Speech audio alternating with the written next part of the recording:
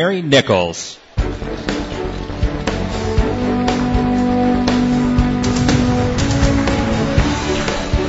afternoon, everybody. You know how they say they always save the best for last? Well, that's what they say, anyway.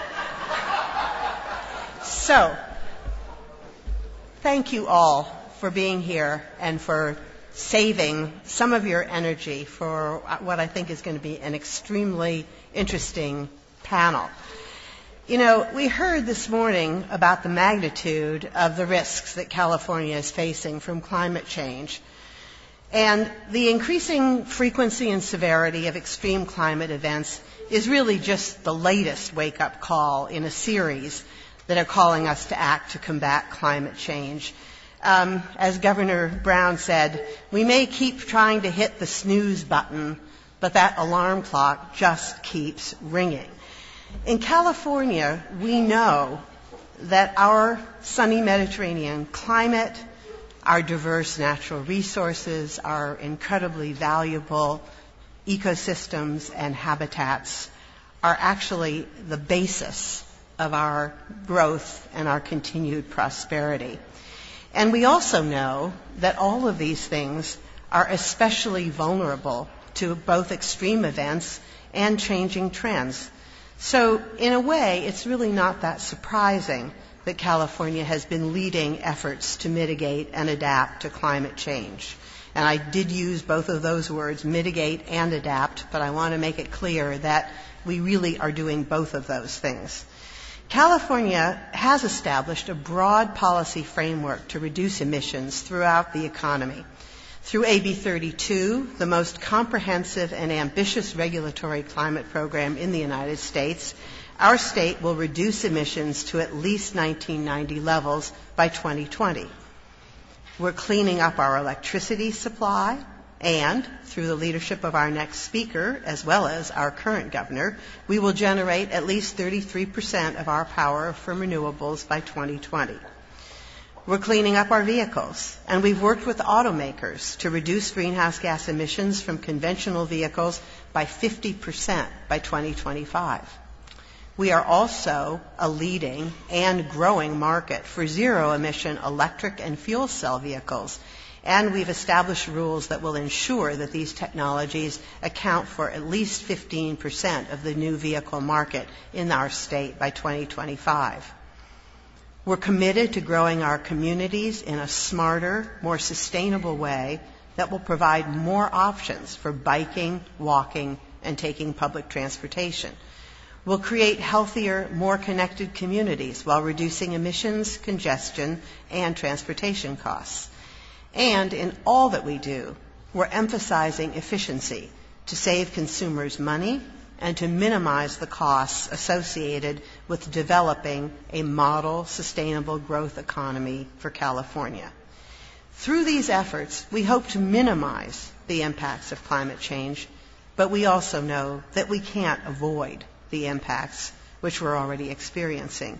And so we do also have to adapt. It's not an either-or proposition. As the last panel noted, there's plenty we can do to protect the state against extreme weather events that also reduces greenhouse gas emissions.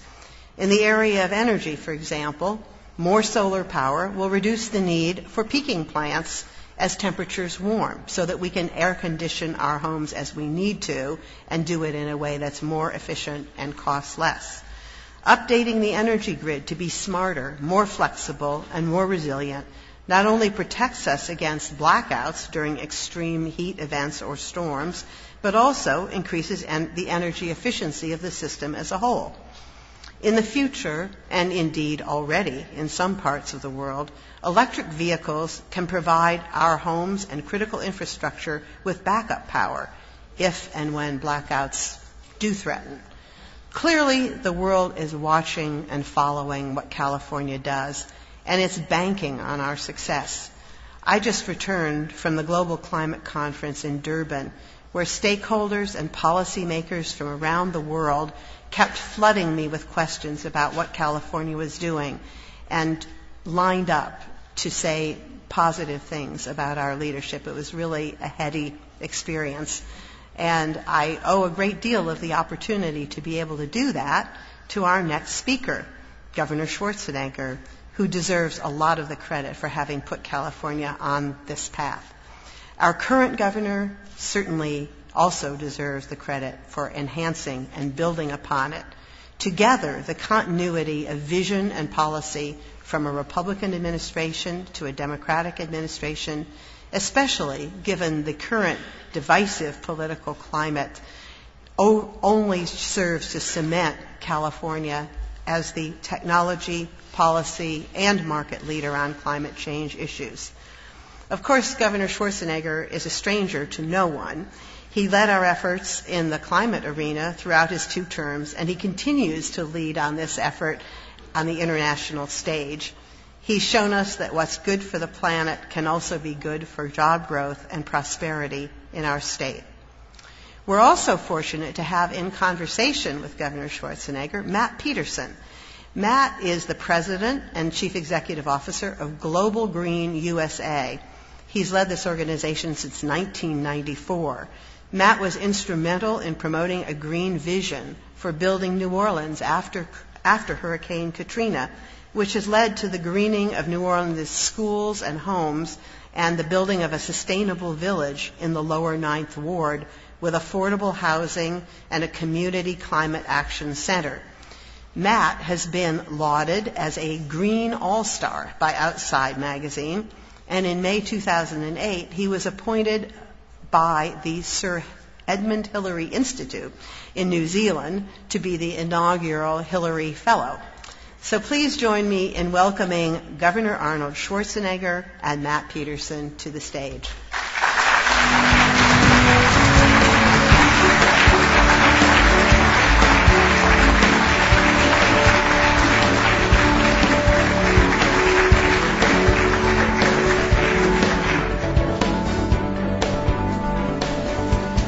Thank you, Mary.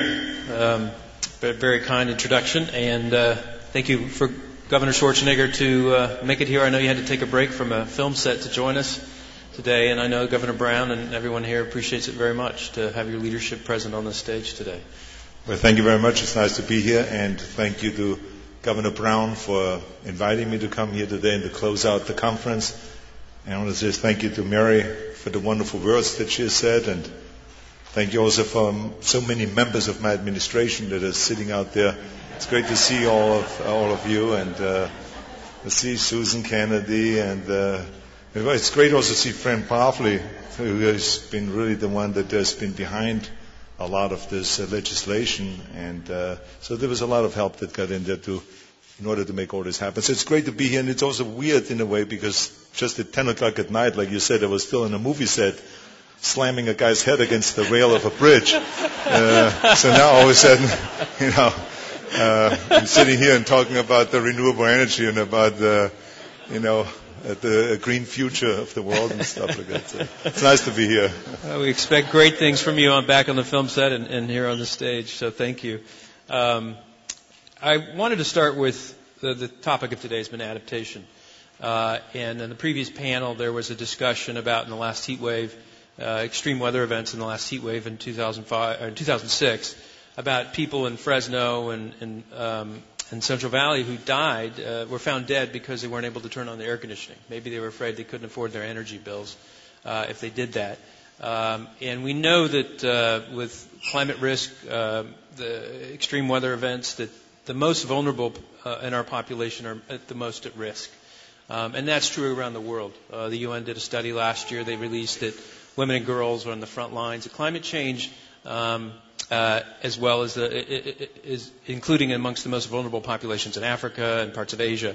But given the focus on adaptation today, and as you've traveled the world in the last year since you left office, what have you seen, and why is it important to begin to adapt to the realities of climate change? Well, I think that we were the first administration to really start studying that. I signed an executive order in 2008 to study the adaptation and what do we need to do and what challenges do we face in the future. And I think that it's natural that you think in those terms because, I mean, even if you go with a plane to Hawaii and you intend to fly there, but there's floating devices under the seat just in case it doesn't quite work out that way. And I think it's the same with this. I think that we need to know. We have seen during the time I was governor, the fire season, for instance, was not only anymore in the fall, but it started already in March. And throughout the year, we've seen fires, and more fires than ever before. We have seen weather changes. We have seen, people die because of the heat and so. So I think it is wise to prepare ourselves. And also California has been very, very good and a great leader in building infrastructure. But we know that if those things happen down the line, and you see the rising sea levels and those weather changes and so on, that has a direct effect on our infrastructure. And it could ruin, our studies have shown that came back that it could ruin trillions of dollars of infrastructure.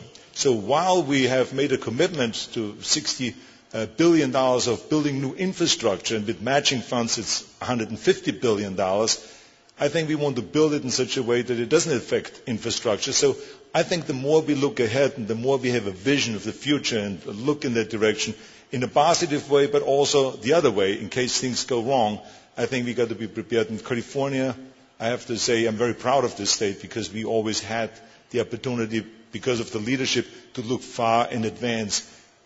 Doesn't matter if it's a Democratic governor or Republican governor, we always kind of continued our policies and looked ahead. And I think that's why we have been successful in those areas and why we have become a model for the rest of the world. And everyone now wants to know exactly how did California do it and how did we work together, Democrats and Republicans, the private sector and the public sector, the non-profit sector, the universities, everyone working together on this. And what do you say when they ask you, how did you do that? How did you pull it off? I think that, like I said, the partnership was so important. To me, it made no difference if a Democrat had a great idea or a Republican had a great idea, or if someone from the outside had a great idea or someone from within the office had a great idea. The more inclusive you are about this and the less you villainize anybody, the better you're off. So we brought the oil companies in, we brought everybody in, and they helped us actually finance some of our hydrogen highway projects because we were always realistic that we need still some of the fossil fuels because we don't have the alternative yet available for everything. And so I think the key thing is to ease off the energies or fuels from below the ground and use much more from above the ground. That is the idea, and that's what California has been very successful in doing.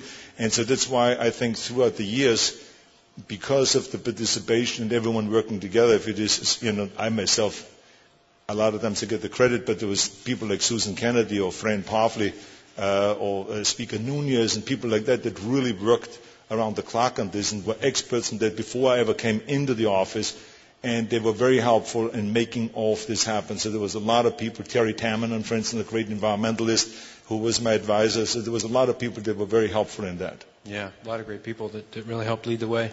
Well, speaking of above the ground, and Mary Nichols mentioned solar as one of the adaptation strategies to make our grid more resilient. Governor Brown, certainly in the 70s, helped lead the energy efficiency and solar revolution. And during your administration, you really took it to the next level in terms of solar. And you signed a piece of legislation, our organization sponsored that Nancy Skinner authored, AB 758, which mandates increased energy efficiency in existing buildings.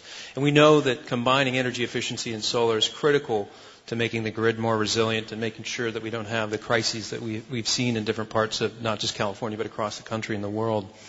What do you see as the future, given one of the other speakers, and by the way, one of the other speakers noted earlier that in 2011, the recent third quarter, we've seen more solar installations than ever in history in one quarter, and we're on a pace for a record year once again in 2011 for solar installations, with about 45% of that being here in California. What do you say when somebody says we can't afford to reduce greenhouse gas emissions? Well, first of all, I think it is very important that we continue moving forward on this issue. And there will always be people that will find excuses why we shouldn't move forward. If it's the economy, whatever else the reasons are. I think that we have done a great job in moving forward. I think that the numbers that you mentioned and other numbers, like, for instance, that 1 in every 4 jobs when it comes to solar is created here in California. I think 1/3 of the venture capital in green technology comes to California.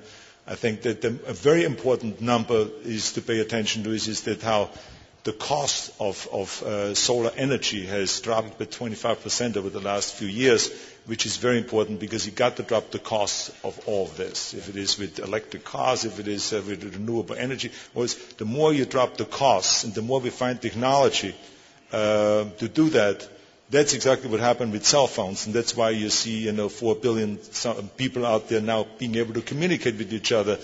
There was actually no government rule or no one saying that this is what has to happen by 2011, but it happened because the costs dropped so low. Even in Nigeria, when I was giving a speech earlier this year, there were people running around with 1 or 2 cell phones, and you would never expect it, but because the costs are so low. So the key thing is also to drop the costs.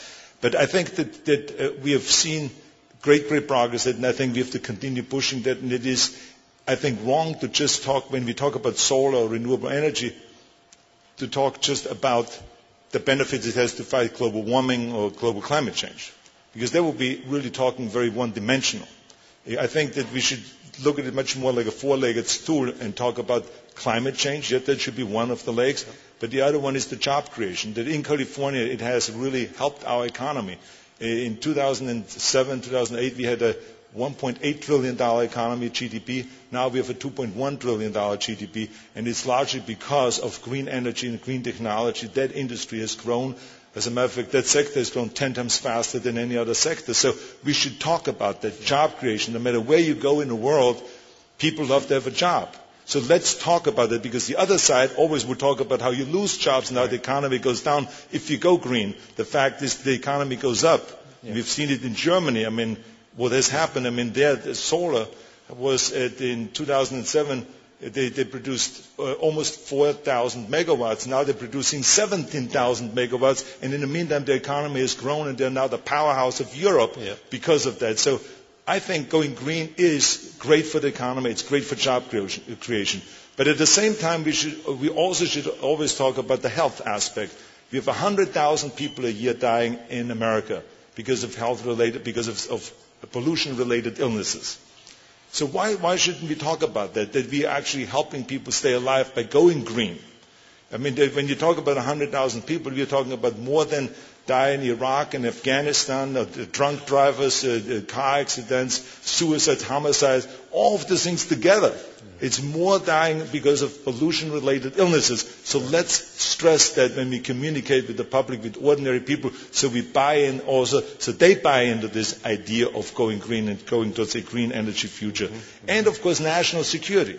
It's inexcusable that the United States still, is getting it's increasing actually. It's 60% plus of its oil from foreign countries.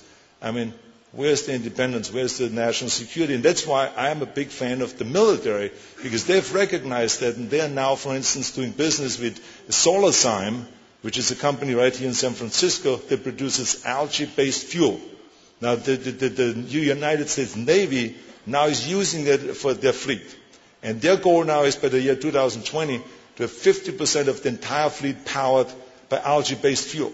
So they are visionaries. They think ahead. They want to be energy independent, and they don't want to rely on some dictator, someone that we are sending the billions of dollars every year, that they will cut off our energy flow. So this is the kind of things that we need to do. So it's not just about global climate change. It's about all of those issues, and that creates then the four-legged stool, and it becomes a stable stool, because there always will be people that will argue about, is there climate change? Is this a hoax? Is it true? Is it not true?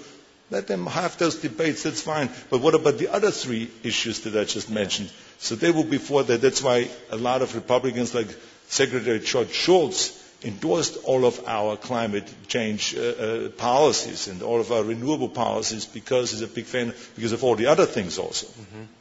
Absolutely. Yeah. You mentioned 4 billion people on cell phones.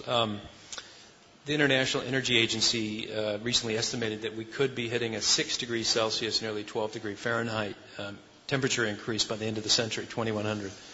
Now, scientists predict if that happened that it would eradicate life as we know it, not just alter it, but 95% of all living things would potentially perish. So that kind of science is coming out from esteemed institutions, not necessarily radical ones either. International Energy Agency is not known to be a radical institution for sure. Solid science continues to show increased sea level rise, on and on and on. Today, people talked about all the challenges we're facing.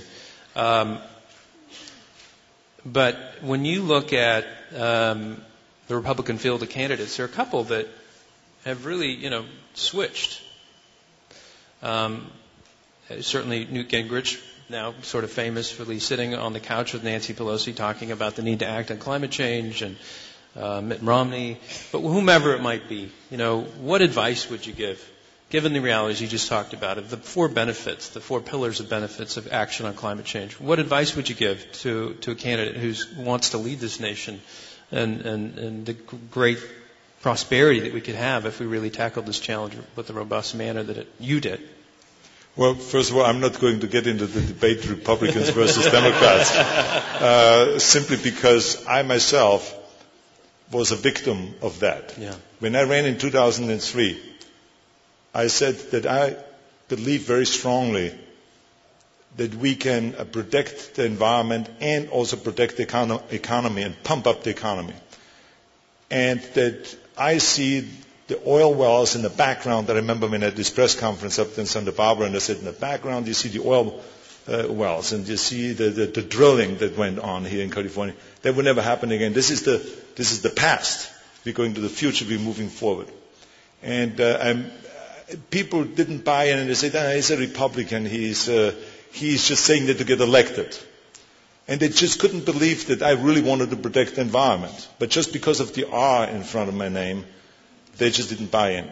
And so I like to stay away from that, but go beyond that and say that any candidate, because it just happens to be that this time Republicans are running because there's already a president the Democratic Party has, so therefore they're not running. Yep. But it could be the other way around, that all Democrats are running.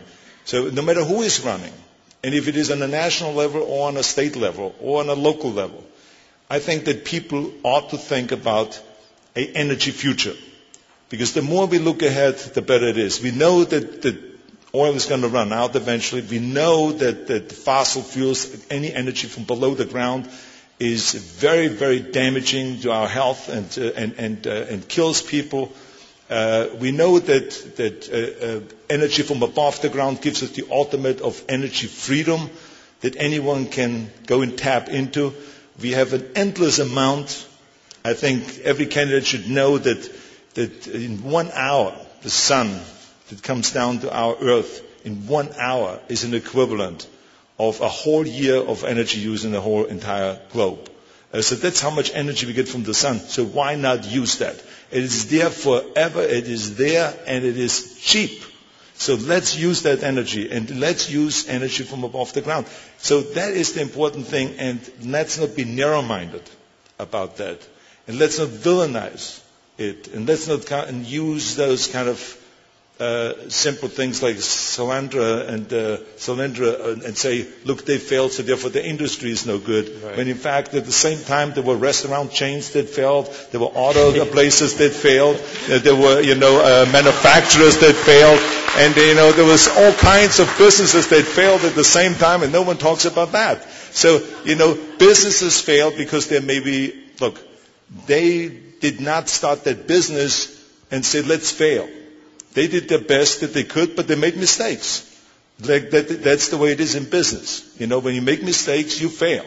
But I think that the industry itself, as I've said earlier, when you look at the numbers of solar has a huge future. And I'm so proud when you look at a place like Germany that has now 17,000 megawatts, and all of that is within the last 4 years. From 4,000 to 17,000. That's what California should do. California should be marched forward, and we should be this great example, and we should have policies, and we should have a team effort, and we should work together with the private sector, and more solar. And I'm so happy that we are now producing, the biggest solar plant in the world, and that California is now at a stage where we produce more solar than France or than China and countries like that. So there's really great stuff going on. So I think those candidates should look at California carefully, study California, and study also a place like Güssing, a town in Austria that at one point 15 years ago had a 6 million euro energy bill and couldn't afford it anymore because they got the energy from the outside. Then they made a decision. The mayor made a decision to be energy independent. And 15 years later, after he was called an idiot and a loser, and he doesn't know what he's doing and all this, 15 years later now they're energy independent. Not one single megawatt is from the outside, and that 6 million euro debt or energy bill became a $14 million profit because they've created thousands of jobs. Endless amount of companies were created in the city. It's a city of 4,000 people only, may I remind you. And so they have shown, and this is why I'm such a big believer, not to just wait for the national governments, for the federal government to create the action, or for this world treaty that they're shooting for, and I'm a big admirer of that they're shooting for that, because it's a very tough thing to do. But in the meantime, let's not wait for that and put all of our eggs in one basket. Let's go and work more on a subnational level and inspire communities and inspire cities and inspire states and provinces to create their own action. And this is where California is such a great example, and why we, during my administration, started the Governor's Global Climate Conference, and we did it for 3 years. And I'm so happy that Governor Brown is continuing with this conference and inviting the world. And he had Pachari here today, and great speakers, all with an accent, may I remind you. But anyway, that's just besides great the point. Accent, so. But anyway, so I think that it's terrific to continue with that, because we are such a great example. And so whoever is running right now for office, don't be ashamed of renewable energy. Be a supporter of renewable energy and go in that direction, because the United States' vulnerability today is that it doesn't have an energy policy. Mm-hmm. We do not know as a country where we are going to get our energy in the future. We do not know, are we going to rely more on nuclear? Are we relying more on renewables? Are we going to continue relying on overseas oil? Are we going to drill offshore, onshore, on land? What are we going to do? We have no idea what the percentages are going to be, like other countries that have a very clear vision. I mean, some of the European countries that 30 years ago, they set a goal and they've reached their targets. And that's what the United States needs to do. And I think, if you just think about that, and I'd love to brag about California, but California is 40%, right? And California is 40% more energy efficient than the rest of the country. So I tell the people in Washington, you don't have to have any debates, just follow California. And the rest of the United States could be 40% more energy efficient. And we are not even talking about now creating new energy. Let's assume we are totally frozen and we not create any new energy, any additional energy than we are already now, but reduce our energy use by 40%, be more energy efficient. That would mean that it will be an equivalent of being able to close down 75% of all the coal-fired power plants. So we know what that means, translated, is that it's like taking 300 million cars off the road. Now, America only has 240 million cars. So just imagine the impact it would have if the rest of the United States just would do what California does. And because we have done so well, and because we made the people of California become our partners, that's the key thing. The ordinary folks have to buy into your policy. So because of that partnership, we got to the point where we are today. So if the rest of the country would do that, that would be a staggering progress. And if that would be the goal for the next 20 years, that would be remarkable. So those are the kind of things. So we have the responsibility as California, because we are like an eighth or tenth of the United States. We have the responsibility to really promote and to push and to convince. This is no different than the fitness crusade, may I remind you. So I have been there before, where I did bodybuilding and I was competing, and people said, this is bogus. I mean, if you lift weights, you turn gay and you become a narcissist and you become stupid and it is all off. No, when they become muscle bound, we don't want to do that. But then all of a sudden, because we promoted it, we did Pumping On, we wrote books on it, and we went around the world and promoted the day, you couldn't go into any hotel that doesn't have a fitness room and weight resistance training. No military base without a gymnasium. There is no university without a gymnasium where you lift weights. No football team, no athlete that does his athletic activity without weight resistance training. Even in a hospital, when you come out of a surgery, you have rehabilitation and rehab with weight resistance training. So that's where we are today. So after 40 years of promoting and pumping up this idea of fitness and resistance training, we are now there that there are literally gymnasiums everywhere. And that's what we got to do with renewable energy. We got to keep plugging away, and we got to keep pumping up, and we got to communicate with the people better than the environmentalists have been in the past. Better. Because it doesn't work when you just talk about ice melting somewhere, or melting ice caps, or when you talk about rising sea levels, because the ordinary person that lives in the middle of the country somewhere doesn't relate to rising sea levels. They don't relate to melting ice caps. They want to have a job. They want to hold on to their home. Those are the kind of things that we need to talk about. They want to stay healthy. They want to have their kids healthy rather than having to use an inhaler, 1 out of 6 kids like we have in some areas here. So those are the kind of things we ought to talk about. So the key thing is to have the ordinary folks buy into the policy so they are becoming your partners. Wow. So we heard her here. All us Californians have to begin our march across the rest of the country to proselytize. It's a crusade. It's a crusade. Arnold's calling for the crusade to leave the green ghetto of the environmental community and not just be about us, but we got to get out there and spread the gospel. I love it. All right. So this post-partisanship that you were able to forge while you were governor, I mean, if only with your advice and this crusade we lead across the country, hopefully we can bring it to Washington, this post-partisanship. But you also touched on something that while the federal government is in gridlock in terms of the partisan differences on action on climate change, we know that subnational governments, local and state governments can lead. AB 32, the legislation you signed into law and Fran Pavley championed, the emissions trading regime will come into force thanks to Mary Nichols and Governor Brown and others here in this audience on January 1st. What is the importance? Can you speak a little bit more into that? Local and state governments acting. We saw that Durban once again produced less than stellar results of the UN climate talks, and again we're gridlock in Washington. What can local and state governments do? Why should that be important? Well, I think that California is a perfect example of what subnational governments can do.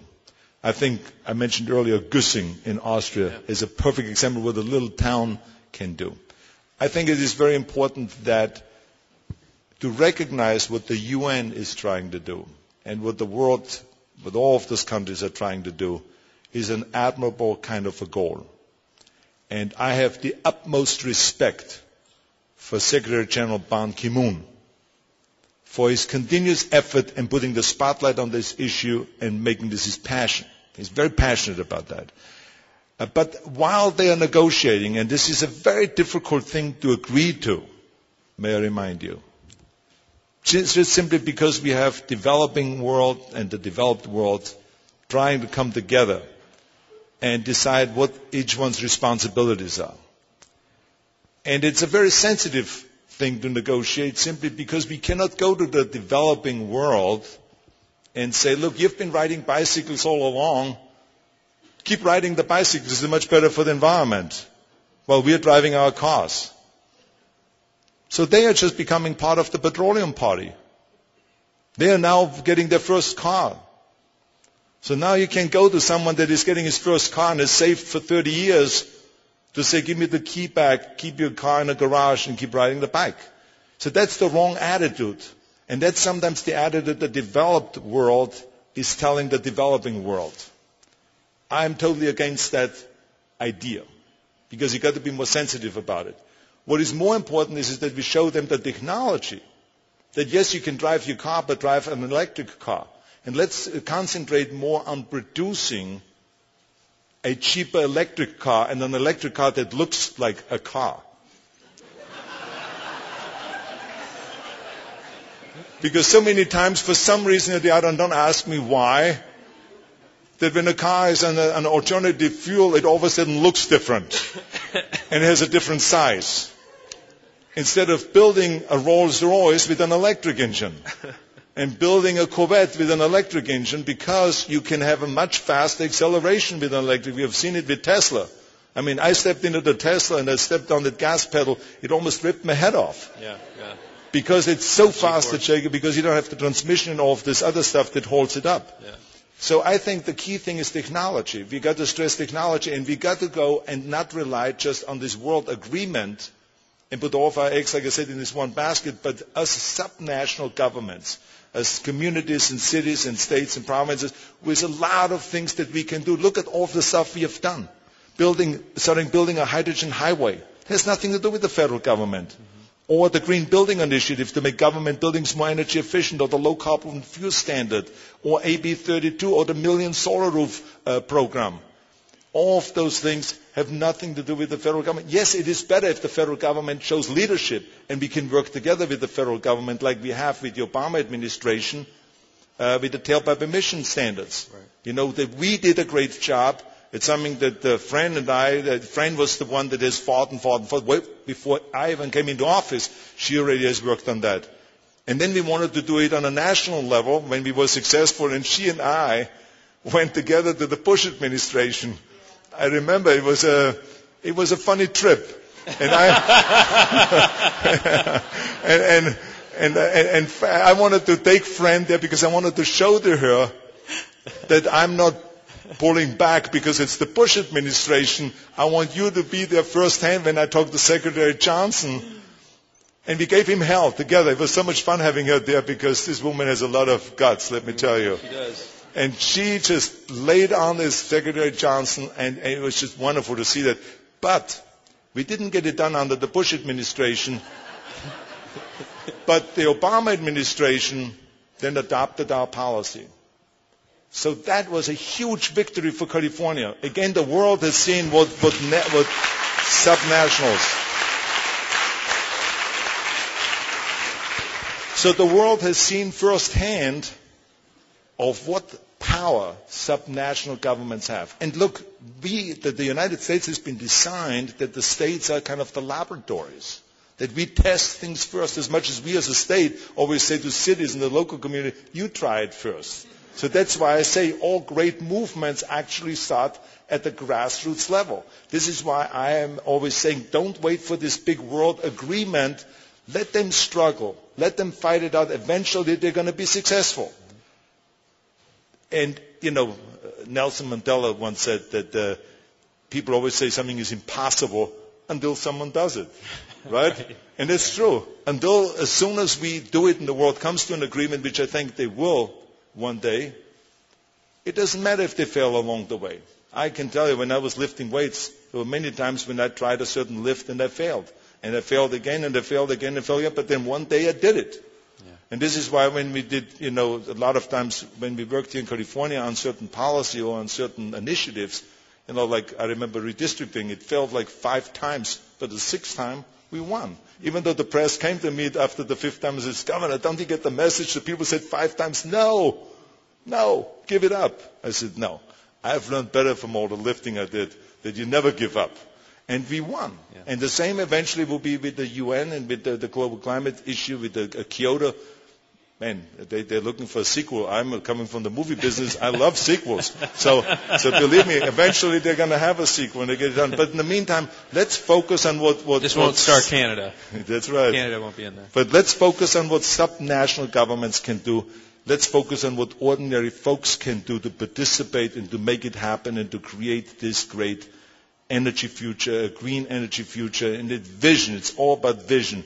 California has shown a vision. We have a vision, and we are going towards that vision and turning this vision each step of the way into reality. And that's what we want to inspire other states and other provinces and the communities and cities, everyone to do the same thing. And that's why we created the R20. After our global climate conferences, we got together and we said, let's create an organization for subnational governments. And so R stands for regional governments, and 20 was the number of original members that belong to our organization. And so that's why we call it R20. But it's based in Switzerland, and so we are now working together on this subnational level together with the UN. And to do this approach from the bottom-up approach, and then they do the from the top-down approach, and I can guarantee you, down the line, those two will meet in the middle, and there will be a critical mass. They will create critical mass. That's great. Yeah, it's so great. I was there in New York when you and Terry and other people in this room, I think, helped launch or announce the R20. That's and right. Give some of your first awards. Yeah. A great effort and a great organization. And I believe you're also one of the things you're working on is just trying to help aggregate purchasing power and help local and state governments be able to purchase the kind of things that they need to and break through those barriers. Where to find funding for it, because Right. there's a lot of times you see locals that don't get maybe the funding from the federal government, and so we want to be able to provide that funding for them because it's a great investment to invest in green energy. Mm-hmm. And so we want to provide that. So there's a lot of things that we're going to provide for them and bring. The key thing is to bring the subnational governments together, bring all the members together, and to go out and to communicate with them of all of the things that are being done right now around the world and how they can copy those things and inspire them to go in the same direction. Mm-hmm. So it is great that Richard Branson was here talking about that. It was great that Bajari was here. I'm going to go over to his conference in February in India, and I'm looking forward to that. Because there's really great work that's being done all over the world, but so many times, as you know, in the media you read a lot of the negative stuff when something fails and so on. But I'm very happy that things are happening, and I think when you have an economic downturn, then it's harder to get the message out there because, like I said, people are more concerned at that time about the economy and about jobs and all this. That's why I say we should use that and point that there is great opportunities in job creation. That's not putting a new spin on it. That's actually reality, that there's great job creation in the green sector, and it's great for the economy. All right. Well, I think we're about at our time, Governor Schwarzenegger, so thank you so much for being with us. And to close, you've already given us so much encouragement after a difficult day of bad news and challenging news of the fight we have to keep fighting. So any final words of encouragement for this room full of activists and policymakers? No, I just want to compliment Governor Brown. I just want to say that I'm proud of him, that he continues the California's vision and turns those things into reality, that he has this, that he organizes this conference here, that he has been a huge supporter of the things that he believed in the 70s already when he was governor the first round, and that he continues on with that, and it's terrific to see that him, implementing that and being a believer in a green energy future. So I want to compliment him, and I will be there in every step of the way. Whenever he needs me, I will be there to help. Great. Thank you very much. Very much. Thank you, everybody. Thank you.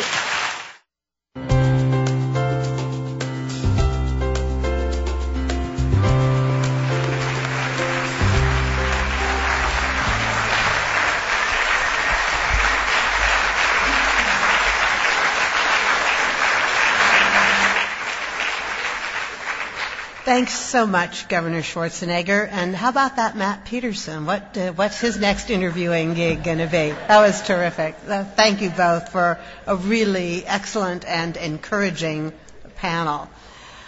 Now, I'd like to ask you to join me, please, in welcoming California Resources Secretary John Laird, who is going to give us some closing words.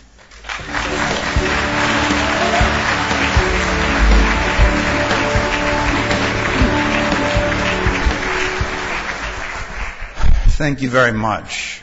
My job is very briefly to try to sum up what we've heard today and what kind of takeaways we have. And I was asked to make one announcement at the outset that somebody has become separated with their iPhone. And I just wanted you to know that there are a lot of state employees here that gave their cell phones back. So if you don't claim it by the end, it will probably walk out with one of them. And I was paying close attention for these comments, even to the point that I noticed in one of the PowerPoints there was a reference to the country of Chile, and Chile was spelled Chili. And I thought maybe that's an early effect of warming. But the governor, I also went through the cobwebs to think about Hobbes and the Leviathan, which we heard about earlier. And the Leviathan was addressing chaos by talking about the state of nature and having some central authority to deal with it. So even though he didn't envision democracy at the time, the governor was right on point. And he charged us today with the fact that we had to get the facts out, ask what they are, decide what we can do about it, and build momentum and move ahead. And I thought the interesting thing today were the personal stories, because when we just heard that some people don't get it, they get it through those personal stories and association. When Dr. Moreno talked about what it was like for a heat wave to hit and people not to be able to afford to have their conditioners on, and that's how they suffered from an extreme event, that's something people can hear and they can relate to. And when Dr. Pachauri talked about Mumbai having an extreme event to where it was just flooded throughout, and it caused them to think about how do we do infrastructure, how do we do transportation, how do we do response, that knowledge is capacity. Or in my own experience, we are heading toward the 30th anniversary, just in a few weeks, of a 100-year storm that hit this part of the coast from Marin to Santa Cruz, where in Santa Cruz we had in the mountains 16 inches of rain in just about a 30-hour period. And it was interesting because I was a junior member of the city council. At the next meeting, we had a 40-unit development that came to us, and they had mapped where the water would be in a 100-year storm with these 40 houses. And we knew from a few weeks before that actually 14 of them would have been underwater, even though that's not what came to us in the report. In further unfortunate experience, I mean, the Santa Cruz Harbor was one of those on the California coast hit with the tsunami. And it's very interesting because it was at low tide. And at low tide, before sea level rise of 14 inches in 2050 or 55 inches in 2100, that's what happened. And it's interesting because at the Ocean Protection Council, when we did the science on sea level rise, the real thing was it's not like a bathtub filling up. It's like the kid cannonballing into the bathtub once it's filled up with sea level rise. It's the extreme event that drives that home for that being the impact. And it was interesting that the governor got asked early on, well, which way do you go? What's more important, lowering emissions and dealing with trying to prevent further degradation in climate change or adaptation? And what we've seen throughout in that moment in his response, but throughout the entire day, is both. We have to do both. And if you look at those sea level rise estimates, they're the medians. It's if we are really successful somehow worldwide and Greenland doesn't melt in a certain way, then it's below the median. If we really fail, it's going to be above that median. And either way, we're going to have to adapt while we're still trying to do what it is to keep further climate change from happening. And the morning session was scary in some ways because the easiest thing is to define the problem. And the problem was defined so well. Whether it was sea level rise or hot days, snowpack, wildfires, the water issues, the economic impacts, transmission of power, tourism, just how it went to California, the worsening of chronic illnesses, those things were really clear. They're things that people need to understand. We need to plan for. It needs to be our motivation to try to help prevent. But the afternoon, it was very interesting to hear the discussions about what people might actually do. When Nancy Sutley said, well, you really have to have these cross-cutting things, not just agencies, but among the different issues. And then somebody talks about Napa, where they're doing flood plains to manage flood. They're doing an economic development project in downtown in conjunction with their flood walls. They're restoring fish, so it's economic development, disaster preparation, adaptation, all at once. That was exactly what I think she intended when she talked about that. And the greening of cities, although the challenge of security was presented, that is a big deal in energy generation, in more comfortable cities, in helping the atmosphere. And there were lots of interesting discussions about what we really should do, because I think the representative from Los Angeles didn't toot their horn loud enough.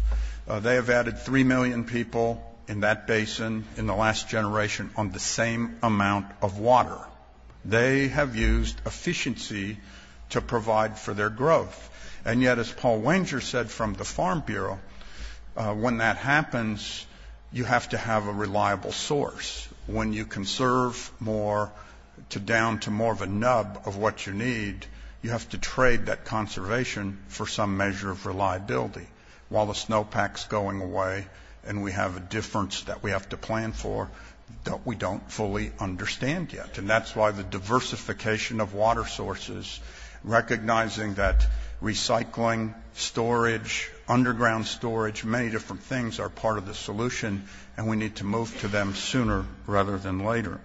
And that biomass in the Sierra, that's a very good example, because we need to be thinking in a way that I don't think people have fully done it yet on what is economic development in relation to the things we have to do to prevent emissions and to do adaptation.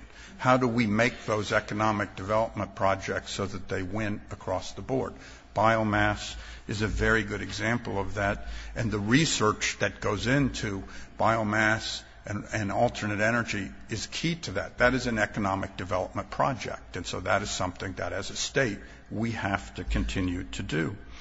So, and we also have, I should just say, the emergency response piece was very important, because as fires grow, as floods tend to happen, that is going to be something that we have to plan for, be staffed for, and we have to make the land use decisions over time that relate to it. And I think that's the hard thing.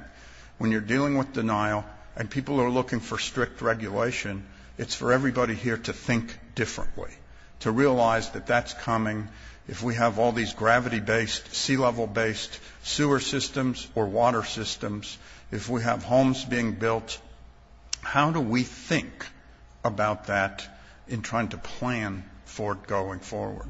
And so that was what today was about, was really getting people to think, so that in all the individual decisions, all the people you talk to, all the ways you can persuade them, all the way you can energize people, that's what we do going out of here today. Because the governor said this morning, complacency is our challenge, and you have to go forward with energy and wake people up. So that's what we should take as our mission from today. And so much depends on it that we just can't let it go. We can't wait for somebody else to do it. We have to act in every single way, individually, with an agency, in our community, and by expressing those personal concerns and personal stories that they're persuasive to other people. So thank you for participating today. And before we conclude, I'd like to do just 2 or 3 things. One, to thank again the California Academy of Sciences for hosting today. They were an incredible host.